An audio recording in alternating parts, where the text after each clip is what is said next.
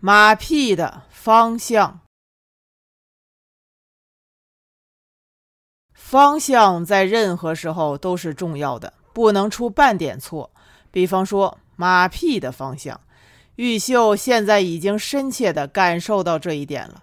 自从来到断桥镇，他小心翼翼地在郭巧巧的身上为人民服务，可以说全心全意了。现在看起来保压的不是地方，还是得不偿失了。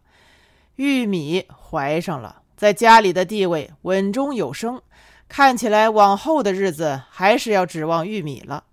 郭巧巧再霸道，在这个家里终究不能长久。玉秀真是昏头了，怎么就没有想到的呢？拍马屁真是太不容易，光靠不要脸皮显然不够。政策和策略是马屁的生命，这个策略就是方向。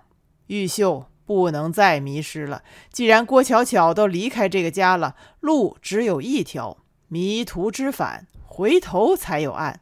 玉秀要回过头来再巴结玉米。但是隔夜饭不香，回头草不鲜。玉米对玉秀的马屁显然不领情了。最明显的例子就是盛饭。郭巧巧离家之后，玉米拒绝了玉秀的伺候，什么事都自己动手，平时也不怎么搭理玉秀。这对玉秀的威慑力相当巨大了。玉秀的感觉非常坏，好像是被清除出队伍了。不过这一回玉秀倒没有怪玉米，说到底还是自己错了，站错了队伍，认错了方向，伤了大姐的心。玉米对自己这样失望也是报应，不能够怪他。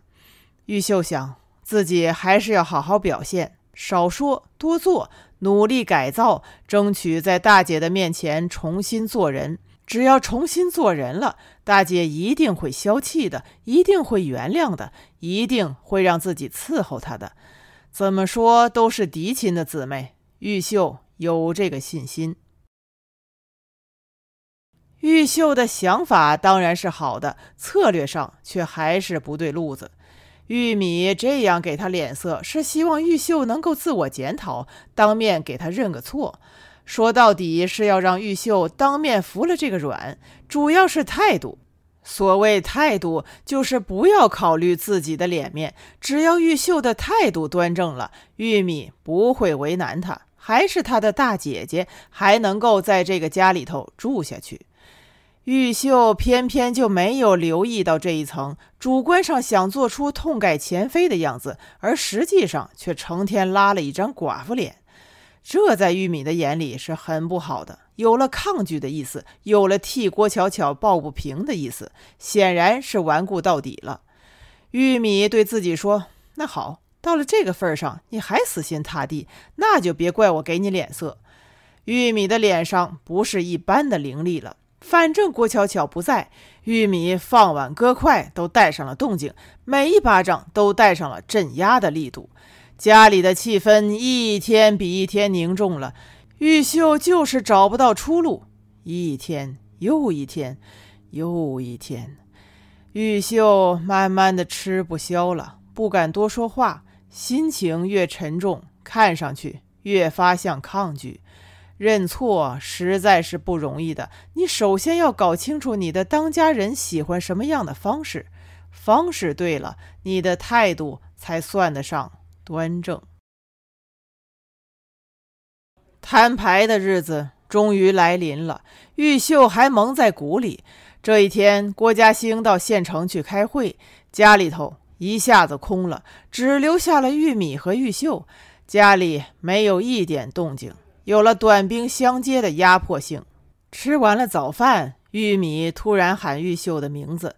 玉秀在厨房里答应过，匆匆赶到堂屋，10个手指头都还是汤汤水水的，一进门架势就很不好。玉米坐在藤椅上，姐夫固定不变的那个位置。玉米翘上腿不说话，玉秀的心里很沉重了。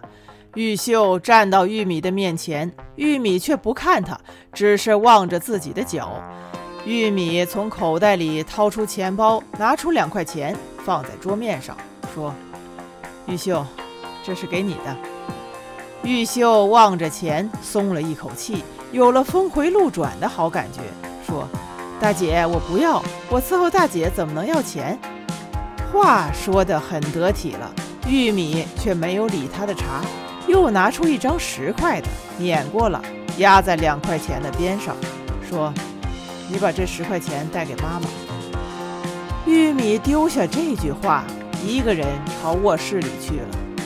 玉秀一个人站在堂屋，突然明白过来了，把钱带给妈妈，这不是命令玉秀回王家庄是什么？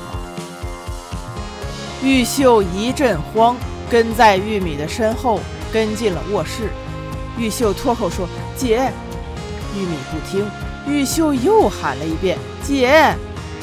玉米背对着他，抱起了胳膊，眼睛望着窗户的外头。玉秀到底冷静下来了，说：“姐，我不能回王家庄去了，你要是硬逼我回去，我只有去死。”玉秀究竟聪明，这句话说的也极有讲究，一方面是实情，一方面又是柔中有刚的。话说的虽然软，甚至带有哀求的意思，可是对自己的亲姐姐来说，却又暗藏了一股要挟的力量。玉米回过了头来，面带微笑了，客客气气地说：“玉秀，你去死，我送你一套毛料做寿衣。”这样的回答，玉秀始料不及，傻了，虽然愤怒，更多的却是无地自容，羞煞人了。玉秀愣愣地望着她的大姐，姊妹2个就这么望着。这一次的对视是漫长的、严酷的，4只眼睛一眨都不眨，带上了总结历史和开创未来的双重意义。玉秀的眼睛终于眨巴了，目光开始软了，彻底软了，一直软到心，软到了膝盖。玉秀咕咚一下给玉米跪下了。玉秀是知道的，跪这个东西是永久性的，下去了就上不来了，你永远比别人矮了一截子了。玉米还是不说话，玉秀跪在玉米的跟前，眼泪早已经汪开来了，对着玉米的脚背胡乱便是一阵磕。时间过去很久了，玉米放下胳膊，蹲下来，一只手抚在了玉秀的头上，慢慢的摸，一圈又一圈的摸。玉米的眼眶里头一点一点湿润了，涌上了厚厚的泪。玉米托起玉秀的下巴，说：“玉秀，你怎么能忘了？我们才是嫡亲的姊妹，我才是你嫡亲的姐姐。”分外语重心长了，慢慢把玉秀搂进了怀抱。话已经说到这个份上了，玉米决定打开天窗说亮话了。玉米断断续续的，有句无章的，从自己相亲的那一天说起，一直说到如何盘算着把玉秀接过来，如何才能让玉秀在镇上混出一副模样。玉米越说越伤心，眼泪一行一行的。玉米说：“玉秀，弟弟还小，他们几个一个都指望不上，姊妹几个就属你了，你怎么能不知道大姐的心呢？啊，还这样妖里妖气的啊，还和大姐作对啊！”玉米的话里有了几分的凄凉了。玉米说：“玉秀，你要出息，一定要出息，给王家庄的人看看，你可不能再让大姐失望了。”玉秀仰着头望着他的大姐，从心窝子里头发现自己真的不如大姐，辜负了大姐，对不起大姐了。玉秀哇的一声哭出了声来，说：“姐，我是个吃屎的东西，我对不起你。”玉米说：“你的心里怎么能没有家啊，不是这个家，是我们的那个家。玉秀放开大姐的腿，静静地听，早已是泣不成声了，心中充满了惭愧和悔恨，感到自己这一次真的长大了，是个大人了。玉秀暗地里下定了决心，这一次说什么也不能再让大姐失望了。玉秀一把扑在玉米的怀里，发誓了：姐，都是我错了，我再也不会让大姐失望了。我要是再对不起大姐，就不得好死。